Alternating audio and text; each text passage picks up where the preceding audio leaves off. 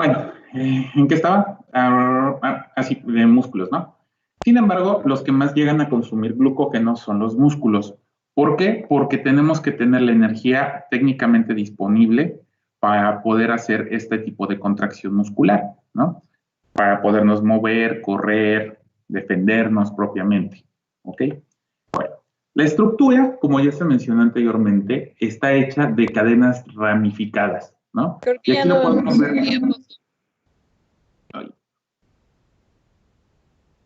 Doctor, le quería comentar que sí es que estaba compartiendo pantalla. Ya la empecé a compartir. Gracias.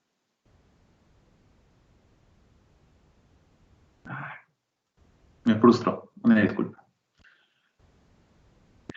Bueno, entonces, como les decía, aquí tenemos a nuestras glucosas, ¿no? La glucosa obtenida a través de los alimentos y cómo esta glucosa se va ramificando, se va uniendo y se va ramificando, ¿no? Entonces tenemos estas tiene unas formas de roseta, más adelante hay unos ejemplos, pero por eso se dice que son estructuras ramificadas. Entonces, posteriormente, cuando nosotros necesitamos utilizar estos almacenes de glucógeno, vamos tomando una a una la glucosa ramificada, ¿no? Entonces, la estructura está formada por varias cadenas que contienen de 12 a 18 unidades. O sea, cuando hablamos de 12 es que son 12 y se ramifica, 12 y se ramifica, 12 y se vuelve a ramificar, ¿no? No es que una y se ramifica en dos y así sucesivamente, sino cada de 12 a 18 unidades se va ramificando, ¿no?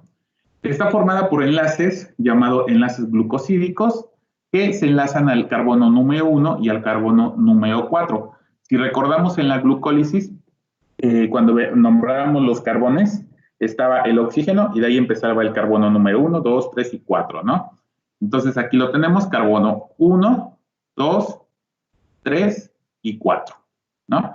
Y este carbono 4 se vuelve a unir con el carbono número 1 de la siguiente glucosa. Uno de los extremos de esta cadena se une a la siguiente cadena mediante el enlace alfa 1,6 glucosídico, tal y como sucede en la amilopectina, ¿no? Es otra estructura. Y bueno, ¿en qué se enciende el glucógeno? Es el polisacárido de reserva energética en los animales que se almacena en el hígado, 10% de lo que viene siendo la masa hepática y en el músculo el 1% de la masa muscular de los vertebrados. Y eso es lo que les decía en la forma de roseta, ¿no? En el centro tenemos una proteína central y de ahí se va ramificando el glucógeno, ¿no? Y en las células se almacena de esta forma, en la forma como de vacuolas. ¿Ok? Para que entiendan cómo se ve una vacuola, por así decirlo, cuando tienen ese caldo de pollo y ven esa bola de grasa ahí nadando, eso es como una vacuola, ¿no?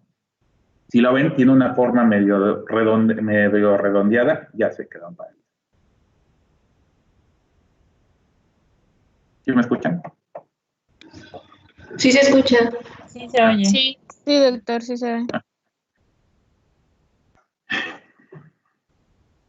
Bueno, entonces, una sola molécula de glucógeno puede contener más de 120 monómeros de glucosa. Si lo ven, es un muy buen almacén de energía, ¿no? Si hablamos solamente de la capacidad de generar ATP, nada más de la glucólisis, ¿cuántos ATP ganábamos? ¿Quién me lo dice? 2. 2, ¿no?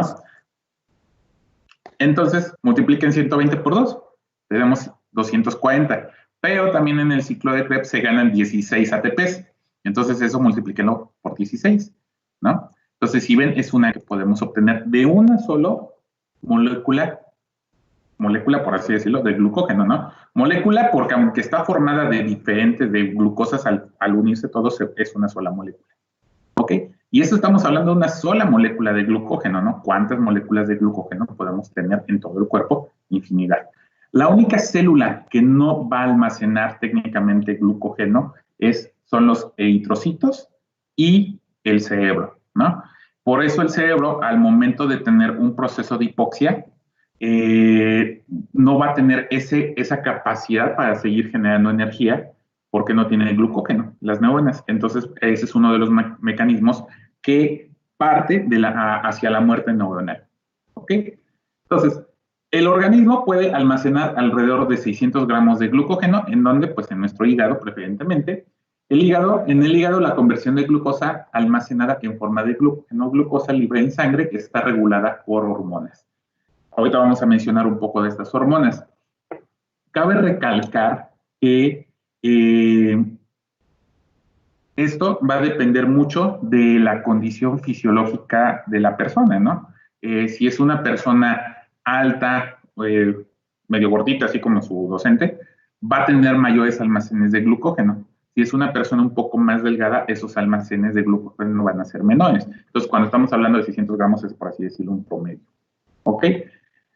El glucógeno hepático, bueno, esto es en animales, ¿no? En plantas no se almacena en forma de glucógeno, se almacena en otra forma. Eso es de bioquímica básica. ¿Quién me lo dice? Recordando bioquímica básica. Almidón, ¿no? Exacto, de almidón, ¿no? Entonces, ese almidón, pues, cuando nosotros lo consumimos, nuestro metabolismo lo va degradando a glucosa y de nada sirve que estés a dieta si te comas un bote de palomitas, ¿no? ¿Por qué? Porque son almidones, a final de cuentas.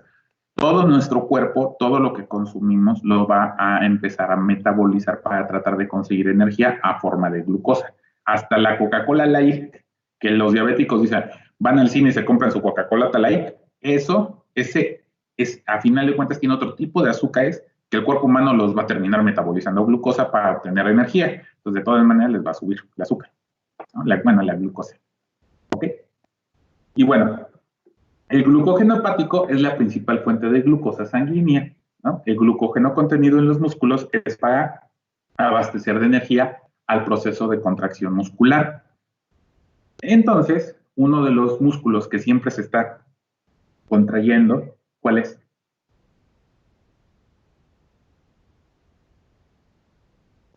El corazón. Entonces, ahí también hay enfermedades que afectan los niveles de glucógeno y los van almacenando en el corazón y puede generar algunas enfermedades de tipo cardíaco. Entonces, este glucógeno se va a almacenar en esas vacuolas que van a estar en el citoplasma de la célula, ¿no? Estos almacenes posteriormente van a ser utilizados en las rutas de la glucólisis. ¿Cuándo? Cuando el cuerpo lo necesite. Ya sea porque le estás exigiendo y por eso no estás comiendo, entonces agarras. Esa es una. La otra, cuando tenemos una persona que es alcohólica, pero alcohólica de carrera, ¿no? No nada más así como de alcoholito una vez al día o eso, no. Sino de esos señores que se levantan en la mañana y están en la esquina tomando. Si lo ven, tienen una misma característica. Cuando hay alguien que toma de profesión, casi, es delgado. ¿Por qué creen que sea delgado?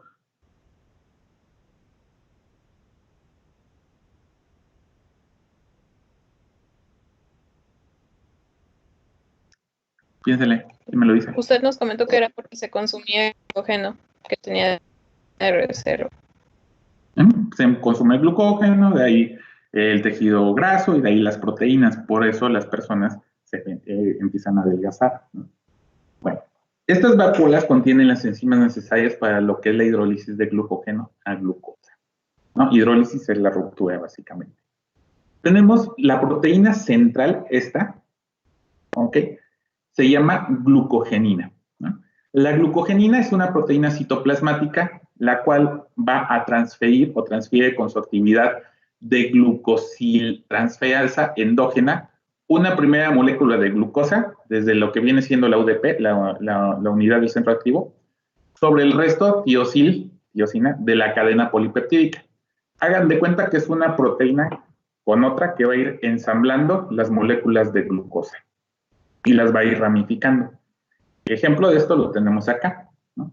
Aquí tenemos la glucogenina, aquí adiciona una molécula de glucosa, tenemos la glucógeno-sintetasa y lo único que va a ir haciendo esta glucógeno-sintetasa es ir uniendo glucosas a otra glucosa, básicamente, hasta irlas ramificando, ¿no? Entonces es como una maquinaria de ensamble, ¿no?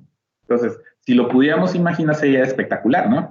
Bueno, si lo imaginan, sería espectacular como dos proteínas, así como que esta va por la glucosa y la ensambla, va por la glucosa y la ensambla. Y cada 12 a 18 moléculas de glucosa las empieza a ramificar, ¿no? Entonces, ¿hasta qué? Hasta que forman estos rostelos, esta especie de rostelo, ¿no? O sea, de rosa, que se ve muy bonita, ¿no? Entonces, si lo ven, es como un arbolito, como una raíz, ¿no? Entonces, es muy padre esta molécula de glucógeno. Bueno, las ramificaciones se obtienen por la acción de la enzima ramificante, otra enzima, comúnmente la llamada glucólisis alfa-4,6 transferasa. Ahora, hay enfermedades que te van a inhibir la función de ciertas proteínas, por ejemplo, de la glucogenosintasa o de la glucólisis alfa-4,6 transferasa. ¿Qué me va a generar? Una, que no pueda almacenar glucógeno, y al no poder almacenar glucógeno, me va a ocasionar que no tenga esos almacenes de energía. O dos, que el glucógeno que almaceno sea ineficiente. ¿A qué me refiero con ineficiente? Si no puedo ramificarlo, o así como que el almacén de glucógeno se va a quedar hasta acá, ¿no? No va a abarcar más espacio. Entonces va a ser ineficiente el almacén de esta molécula. ¿Ok? ¿Hasta acá sí me han entendido?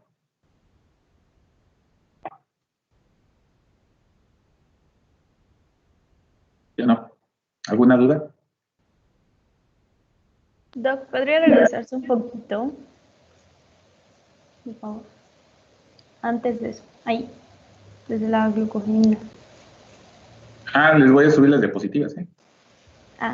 Sí. Gracias. Por si se lo preguntaban. De hecho, creo que ya le subí algunas, ¿no? Todavía, ¿no? Listo, Doc. Ya. Gracias. No les he subido. No, ya me acordé que fue a mi grupo favorito. No es cierto.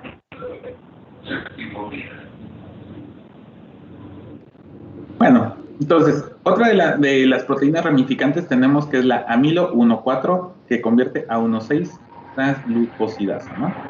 Que traslada una cadena terminal de 1,6 o 7 residuos de glucosa a un grupo de hidroxilos situado en la posición 6 de un residuo de glucosa. Básicamente, cómo se hacen las cadenas de glucosa en el glucógeno. Ahora, teniendo en cuenta ya lo anterior, vamos a ver que en sí existen, a partir del glucógeno, por así decirlo, dos vías, ¿no? Lo que es la glucogenólisis, que es la degradación del glucógeno en una ruta metabólica catabólica. Cuando hablamos de catabolismo, ¿qué quiere decir esto? Que vamos a obtener energía. ¿Por qué? Pues de ahí viene la glucólisis, ¿no? Que permite la degradación de glucógeno en glucosa para posteriormente entrar a glucólisis, ciclo de Krebs y todo lo demás. La enzima que va a actuar acá se va a llamar glucógeno fosforilasa. ¿Perdón? ¿Alguien me habló? No. Ahora, aquí siempre cuando, acuérdense de algo, glucogenólisis, de la terminación lisis, lisis de muerte, ¿no? Y cuando hablemos de génesis, creación, entonces glucogenólisis, muerte del glucógeno hacia glucosa. Glucogénesis, creación de glucógeno a partir de glucosa. Entonces, la glucogénesis es la síntesis de glucógeno, es una ruta metabólica anabólica que permite la síntesis de glucógeno a partir de glucosa, en donde actúa la enzima glucógeno sintasa, ¿no? Entonces, hasta aquí todo relativamente bien. Sí, doctor. Bueno, estas rutas metabólicas de glucogenólisis y glucogénesis están controladas técnicamente por 4. La otra es ahí tiene el nombre de fármaco, se me olvidó. Epinefrina, perdón. Ok, Técnicamente está controlada por 4, me faltó aquí ponerle la epinefrina. Sin embargo, vamos a mencionar de las más importantes, que es la insulina, el glucagón y el cortisol, ¿no? Son de las principales rutas o principales hormonas que van a controlar precisamente una u otra de las rutas. Ahora, la insulina y el glucagón básicamente regulan la movilización y el almacenamiento de combustible. Las células tienen una fuente constante de glucosa, de ácidos grasos y de aminoácidos para generar ATP. Todo esto es controlado por el cerebro. Si nuestro cerebro, gracias a la vía talámica, llega a pensar que hay una reducción en los niveles de glucosa en sangre periférica, va a mandar señaléticas hormonales hacia los diferentes órganos para activar o inhibir una u otra vía, cascada arriba, cascada abajo. La insulina tiene muchas funciones, ya sea desde transporte de los aminoácidos al interior de la célula, aumenta la transducción del ARN mitocondrial, en el hígado deprime el ritmo de la glucosa, esa es la parte que nos interesa, donde reduce la actividad de las enzimas neuroglucogénicas, o sea, va a inhibir básicamente la parte del glucógeno, ¿no? Inhibe el catabolismo de las proteínas y acelera secuencias genéticas de ADN. Esas son algunas de sus funciones. Se crean en las células beta de los islotes pancreáticos y básicamente. Ahora, lamentablemente muchos de los problemas que tenemos es a través de la insulina, ¿no? Hay muchas enfermedades, una de ellas, la más famosa y la más común, la diabetes, ¿no? Y bueno, eso no vale la pena mencionarlo por el momento, pero bueno, es bueno tenerlo en mente.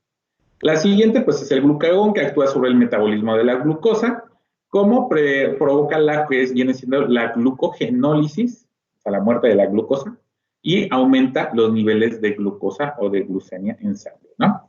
Aumenta la glucogenia, activa las lipasas de las células adiposas, inhibe el depósito de triglicéridos en el hígado. De hecho, hace años se probó una terapia para adelgazar con glucagón, fracasó bonitamente, es que bueno, pero todavía hay algunos naturistas que te dicen que eso es bueno, ¿no? Aumenta la disponibilidad de ácidos grasos para el consumo energético, impide la extracción hepática de ácidos grasos en sangre, estimulando la contracción cardíaca, aumenta el flujo sanguíneo, favorece la secreción de bilis e inhibe la secreción de ácido clorhídrico por el estómago, ¿no? Entonces, estos dos, y hay uno más que yo considero que es uno de los más importantes, que es el cortisol.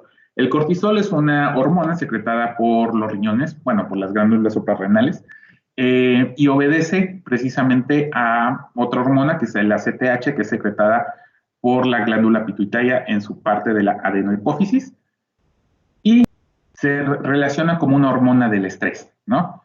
Ya se quedaron paralizados. ¿Sí me escuchan? Sí, doctor. ¿Se escucha, doctor? Sí, doctor. Ok. Bueno. Se denomina hormona del estrés. ¿Por qué? Porque el estrés estimula su secreción de ACTH y por lo tanto los niveles de cortisol se encuentran incrementados. Ahora, el cortisol propiamente en tejidos periféricos disminuye la glucólisis, el consumo de glucosa y síntesis de proteínas, ¿no? Aumenta la degradación de proteínas en el tejido adiposo, va a aumentar lo que es la lipólisis y va a disminuir la síntesis de ácidos grasos. Y en el hígado va a incrementar la síntesis de ARN o proteínas y producción de urea y va a aumentar la gluconeogénesis, ¿no? A partir de aminoácidos. Ahora, bueno, todo esto tiene que estar siempre como en un balance. No podemos tener demasiado glucógeno porque también nuestros órganos empiezan a fallar, ¿no? Ya sea en el hígado o en algunas otras células. Todo esto se lleva como un balance. Mientras una ruta metabólica lo crea, otra ruta metabólica lo destruye.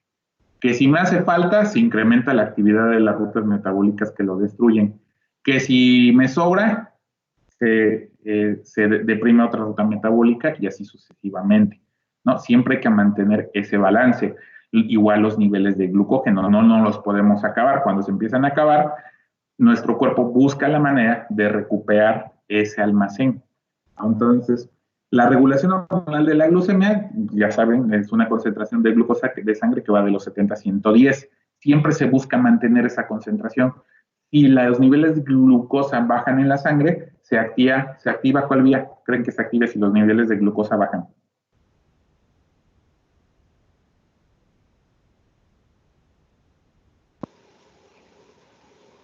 La glucogenólisis. Glucogenólisis, exacto, ¿no? ¿Por qué? Porque voy a sacar glucosa a partir del glucógeno, ¿no? Y bueno, algunos procesos hipoglucemiantes estimulados por la insulina es la estimulación de la glucogénesis, glucólisis y vías de las pentosas, conversión de glucosa en grasas, ¿no? También puedo convertir mi glucosa en grasas. Y también otro de los mecanismos son mediante procesos hiperglucemiantes estimulados por el glucagón, adrenalina, la hormona de... Ay, se me fue el nombre de la hormona de... Una disculpa, y el cortisol, ¿no? Y bueno. Epinefrina. No. Epinefrina, cierto. No sé por qué se me cuesta trabajo ese nombre, ¿no? Y bueno, aquí tenemos las diferentes rutas que se van activando dependiendo del tejido celular que estemos hablando, ya sea el hígado, el tejido adiposo, el músculo esquelético, el corazón o el cerebro. Y si lo ven, en el cerebro, lo único que podemos hacer en relación al glucógeno es degradarlo, ¿no? A la glucosa. No tenemos a esa parte de poderlo almacenar, ¿ok? En hombres se almacena, en un hombre de alrededor de 70 kilogramos, existen 6.7 kilojoules de energía conservados como glucógeno en músculo que se agotan a las pocas horas, ¿no? Y de ahí 5.665 kilojoules como triglicéridos en el tejido adiposo y 10.000 kilojoules como proteínas movilizables en el músculo. Esto es lo primero que se consume, esto es lo segundo y esto es lo tercero, cuando hacemos ejercicio, ¿no? Y bueno, aquí hay un resumen de lo anterior y lo que va haciendo cada una de las hormonas, insulina, glucagón y epinefrina, ¿no? Lo que va haciendo, esto es para que lo tengan en cuenta para estudiar. Esto viene en el libro, viene en el Leninger, ¿ok? Y bueno. Les había dejado esta actividad, ¿se acuerdan?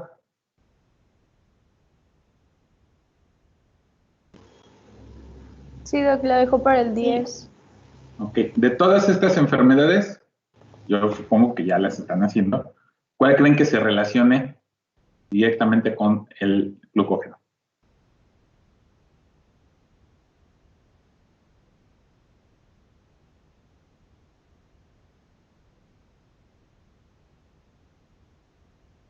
La segunda. ¿La de Pompe? Sí. ¿Sí, de acuerdo? ¿La quinta? La quinta. ¿Cuál otra? ¿No? ¿Vale? La 1. La 1, ajá. Esto es muy evidente, ¿no? Porque aquí dice enzima ramificante, ¿no? O sea, si estamos hablando de que el glucógeno se ramifica, ¿no? Okay. Básicamente todo eso. Pero vamos a ver una por una. Hoy vamos a ver la enfermedad de von Wierke, ¿no? Esta enfermedad, ¿de qué trata? Esta enfermedad también se le conoce como la enfermedad de depósito de glucógeno, ¿no? Tipo 1, hay dos tipos, la 1A y la 2. ¿No? Y se da por una deficiencia en la unidad catalítica de la AGP-ASA, de esta enzima, de la glucosa. Cuando hablamos de unidad catalítica en las enzimas, ¿a qué nos referimos?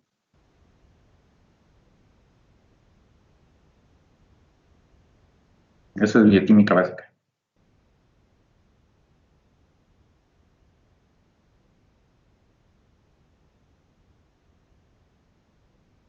Chicos, unidad catalítica.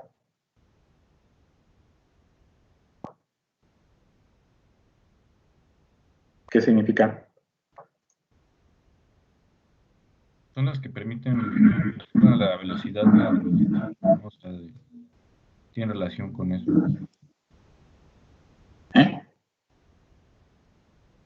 Que tienen relación ¿no? con la velocidad de una reacción química. A la síntesis, ¿no? Básicamente. Es la zona de la enzima que básicamente ejerce o lleva a cabo la reacción de conversión de, de dos sustratos a un producto. Esa unidad catalítica es la velocidad de reacción. Si está alterada, no se lleva a cabo la reacción o se lleva a cabo de una forma ineficiente. ¿Ok? Ahora, esta enfermedad de von Wierke es mayormente observable en niños pequeños y desafortunadamente se va a presentar de una forma de crisis convulsiva y también van a tener una característica de hepatomegalia, ¿no? ¿Qué es la hepatomegalia? Pues el hígado más grande. ¿Qué? No entiendo, no te Tamaño escucho. grande del hígado. Ok, ¿no? Ahora, normalmente esta enfermedad se va a manifestar cuando es apenas un chamaquito, un niño, que va de los 6, algunos autores mencionan que a los 8 o al año de edad, ¿ok? Te va a generar diferentes complicaciones, como son hipoglicemia severa, porque se va a poder transformar el glucógeno a glucosa de una manera eficiente, y por lo tanto también va a haber alteraciones en el crecimiento. Los niños van a desarrollarse menos, ¿ok? El tratamiento básicamente consiste en terapia nutricional, ¿no? Asociada a varios medicamentos convencionales, inclusive les dan de comer maicena a los chamacos, ¿no? Hay grupos étnicos que son más propensos a sufrir esta enfermedad. Normalmente se presenta de una persona en cada 100,000. Sin embargo, en algunos grupos étnicos, como vienen siendo los judíos, se llega a presentar 2 por cada 100,000, o sea, casi el doble, ¿no? Entonces, ese viene siendo también, por así decirlo, un factor predisponente en este caso. De las dos tipos de enfermedad que hay, lo que es la glucogenosis tipo 1 y la tipo 2, la más prevalente es la tipo 1. ¿Ok? 1A y 1B, perdón. Ok, cada una tiene diferentes características. Dentro de las manifestaciones clínicas de la tipo 1 vamos a encontrar que hay una hipoglucemia con un ayuno no muy prolongado. Por ejemplo, nosotros desayunamos a las 8 de la mañana y en el supón, si se despiertan temprano y si no se van despertando a las 11, desayunas en la mañana, ¿no? Y de ahí desayunas, comes a mediodía y cenas en la noche. Haces periodos de ayuno que van de horas, ¿no? 4 horas, por así decirlo, entre comida y comida, y en la noche ayunas más de 8 horas. Sin embargo, este tipo de personas no pueden hacer esos tipos de ayuno, ¿no? ¿Por qué? Porque es en el ejemplo del coche. Tengo mi cochecito con el tanque, tengo la gasolina, pero imagínense que de pronto yo agarro la manguera y la tapo. Tengo la gasolina, pero no puedo seguir surtiendo de gasolina al cochecito. En el cuerpo de estas personas pasa algo similar. ¿A qué me refiero? Tengo el glucógeno en el hígado almacenado, pero no lo puedo agarrar y transformar a glucosa. Entonces necesito estar constantemente comiendo para poder tener glucosa en la sangre y conservar esos niveles. Si no, los niveles van a empezar a descender y al momento de descender voy a tener problemas de convulsión cuando tenemos una hipoglucemia. Convulsiona o se convulsiona por cuál es uno de los órganos que necesita glucosa, pues el cerebro. Entonces, si le empieza a faltar esta glucosa, empieza a haber se empieza a hiperpolarizar todas las membranas, a hacer de las neuronas y empezamos a tener descargas eléctricas y todo, y te convulsionas, ¿no? Por eso, eso es básicamente la característica previa cuando hablábamos de la de las generalidades mencionábamos precisamente las crisis convulsivas que se presentaban en los infantes. Ahora, como no se puede ir la glucosa hacia las vías, hacia la conversión, bueno, hay mucho glucógeno, por así decirlo, y no lo puedo regresar, mi cuerpo va a buscar también otras formas de convertir esa glucosa en algún otro tipo de almacén que pueda llegar a aprovechar. Entonces, va a generar otras vías, como son las vías metabólicas alternativas, la creación de triglicéridos, la creación de colesterol, y por ende voy a tener niveles incrementados de estos parámetros. Los valores normales de colesterol y triglicéridos en sangre, yo me quedé que eran hasta 200 miligramos sobre decilitro, ahorita creo que ya le acaban de actualizar a 180, cada vez quieren que tengamos menos grasa en sangre, pero los valores normales andan en 200, y cuando hablamos entonces de que empezamos a generar más glucosa, más triglicéridos, esos valores normales se ven sobrepasados y por lo tanto este tipo de pacientes de glucogenosis tipo 1A va a tener una hipertrigliceridemia y una hipercolesterolemia, ¿no? O sea, niveles incrementados de colesterol y de triglicéridos. ¿Ok? Entonces, esa es una de las características principales, ¿no? O sea, si ven un niño que tiene hipoglucemia, bajos niveles de glucosa, que también presenta altos niveles de triglicéridos y colesterol, ¿de qué enfermedad podrían estar o empezar a sospechar?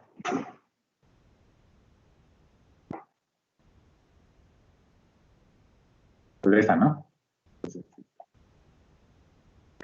Bueno, y la glucogenosis tipo 1B, vamos a ver que también tenemos otras características como son la neutropenia y una disfunción de la línea mieloide.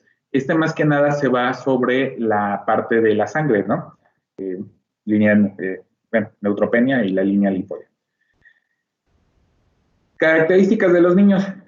Una, van a tener irritabilidad, van a ser muy irritables, hipotonía y también van a tener hipoventilación, van a estar respirando constantemente.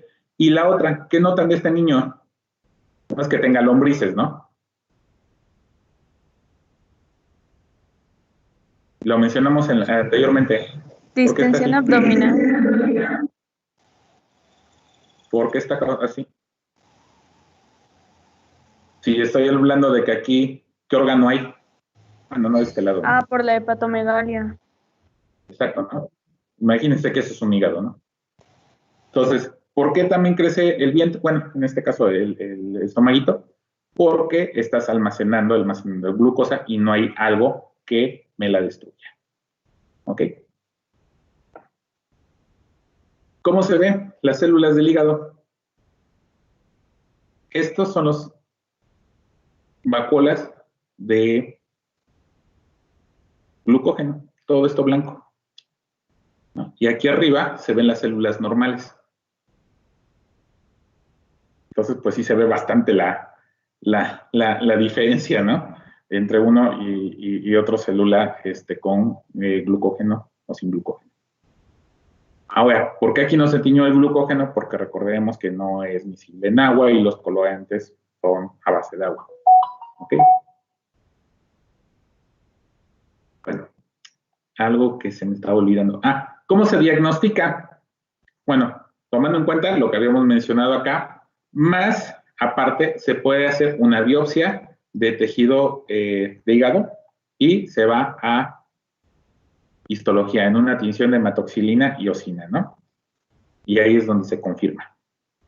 Diagnóstico diferencial. Pues bueno, con otras enfermedades como la deficiencia de fructosa 1,6-difosfata, la glucogenosis tipo 3, tumores hepáticos primarios, así como metastásicos. Y bueno, ¿cuáles características? En esta tenemos que los pacientes que la padecen tienen mayor tolerancia al ayuno. En esta, la hipoglicemia no es tan severa porque la glucogénesis no está afectada. Y finalmente, en esta, son descartables por la presencia clínica y la ultrasonografía, ¿no? O sea, ves, observas ahí el tumor. Complicaciones que me pueden llevar esto, una hipoglicemia severa, alteraciones en el crecimiento, tenemos niños de 10 años que padecen como de 6, crisis convulsivas, anemia refractaria y osteoporosis, falla renal e hiperuricemia, hipertensión pulmonar y adenomas hepáticos, ¿no? Eso es cuando no se atiende. ¿Cuál es el tratamiento? Pues básicamente una constante administración de glucosa, ya sea por sonda nasogástrica o vía parental, en el caso de cuando no es tolerada por vía oral, y cuando se tolera por vía oral, pues maicena. Maicena inicialmente de 3 a 4 horas y eventualmente cada 6 horas. También se tienen que cuidar mucho la ingesta de carbohidratos, de proteínas y de lípidos, porque si ya tengo mi colesterol y mis triglicéridos incrementados y yo le administro unas garnachas y unos tacos, pues obviamente estos niveles se incrementan. Entonces, la dieta tiene que ser una dieta baja en carbohidratos, lípidos y proteínas. ¿Por qué también proteínas? Porque las proteínas también las metabolizamos a ácidos grasos, ¿no? Y bueno, finalmente pues se hace un seguimiento. ¿Qué es el seguimiento? Básicamente el paciente va a vivir así de por vida, donde vamos primero en las primeras años de la vida, seguirle lo que viene siendo la curva de crecimiento para ver si se va desarrollando completamente. Se le mide su índice de masa corporal, también se le sigue la medición en lo que viene siendo el hígado, ¿no? Para ver que no crezca de más. Y bueno, se tiene que mantener siempre la glucosa, el paciente tiene que estar consumiendo esta glucosa pues, para mantenerla en sangre. También a observar los niveles de lactato para cuidar que esa glucosa vaya a piruvato y no a ácido láctico. Checarles constantemente lo que es el colesterol, triglicéridos, LDL, VLL, HDL, ¿ok? Y si presentan proteinuria y hacerles un general de orina constantemente, precisamente para ver el funcionamiento renal, porque este también es uno de los que se empiezan a fallar. ¿Ok? Pronóstico. Básicamente, el pronóstico de estos pacientes mejora notoriamente con el inicio temprano de una adecuada terapia nutricional y muchos de ellos pueden llevar una vida casi normal. Sin embargo, el pronóstico